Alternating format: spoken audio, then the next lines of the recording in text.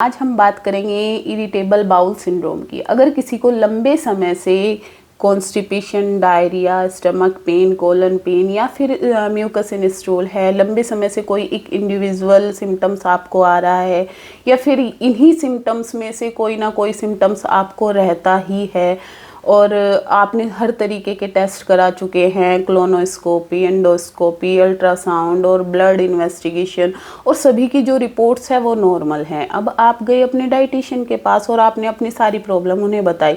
उन्होंने आपका diet plan change कर दिया है और अब आप खा रहे हैं ग्लूटेन फ्री डाइट, लेकिन उससे भी आपको कोई रिलीफ नहीं हो रहा है। तो ये सभी सिम्टम्स हैं इरिटेबल बाउल सिंड्रोम के। अगर हम मोटा मोटा समझे तो हमारा जो ब्रेन है वो हमारी बॉडी को कंट्रोल करता है। हमारा ऑटोनोमिक नर्वस सिस्टम इम्पैक्ट करता है हमारी kidney, intestine, stomach and heart पर। जो ऑटोनोमिक नर्वस सिस्टम है ये दो पार्ट्स में डिवाइड होता है। पैरासिम्पैथेटिक नर्वस सिस्टम जो नेचुरल रिस्पॉन्स देता है रेस्ट एंड डाइजेस्ट को। अब जो पैरासिम्पैथेटिक नर्वस सिस्टम है जब ये एक्टिवेट होता है तो हैप्पी हॉर्मोन्स रिलीज होते हैं। इससे क्या होता है कि हमारा जो हार्ट रेट है वो नॉर्मल रहती है, हमारा डाइजेशन सिस्टम स्वस्थ रहता है। इसके अपोजिट दूसरा होता है सिंपैथेटिक नर्वस सिस्टम।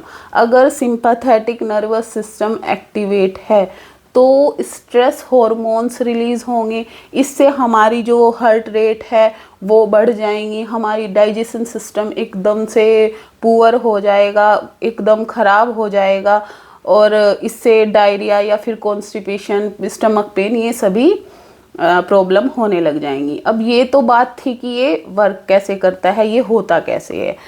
अब किसी को इरिटेबल बाउल सिंड्रोम है वो क्या करे, तो इसके लिए मेडिसिन भी होती है, पर ये मेडिसिन कोई पूरा ज़िंदगी कैसे खा सकता है, पूरी ज़िंदगी तो कोई एक दवाई नहीं खा सकता। तो हमें इसके रूट्स पर काम करना होता है। इसके रूट्स पर काम करने के लिए हमें क्या करना होता है कि जो हमारा लाइफ स्टाइल है वो हमें चेंज करना होता है। एक अच्छा लाइफ स्टाइल होना चाहिए, हमारी जो फूड हैबिट है वो बिल्कुल प्रॉपर होनी चाहिए, समय पर खाना है, अच्छा खाना है, हमारी जो नींद है वो पूरी होनी चाहिए, योगा, एक्सरसाइज हमारी जीवन का हिस्सा होना चाहिए।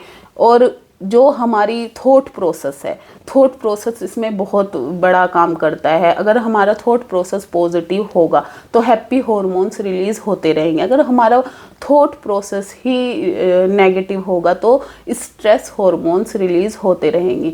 तो इसके लिए बहुत सारी थेरेपीज़ होती हैं। अगर किसी को इरिटेबल बाउल सिंड्रोम है तो थेरेपी के साथ साथ हमें इसके रूट्स पर भी काम करना पड़ेगा। अगर हम इसके रूट्स पर काम नहीं करेंगे तो ये कभी ठीक नहीं होगा।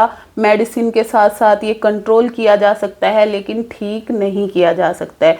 तो अगर आपको ये प्रॉब्लम है तो आपको थेरेपीज़ भी लेनी पड़ेंगी, मेडिसिन भी लेनी पड़ेगी और इसके रूट्स पर भी काम करना पड़ेगा। तो अपना लाइफ स्टाइल हेल्दी रखो, योगा करो, एक्सरसाइज करो, समय पर खाओ, अच्छा खाओ और अच्छी नींद लो। Thank you.